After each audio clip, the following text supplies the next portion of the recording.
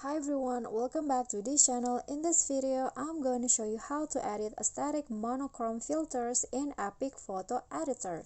So you need to open the EPIK apps on your phone and then add the photo that you want to edit, and then after that go to filters and find mono.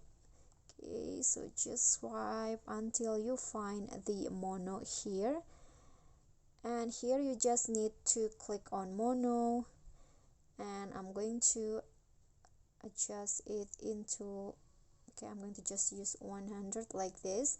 And after that, go to effects and then find texture and use the dust to effects, and in here I'm going to adjust the opacity into 100 and color into 0 like this.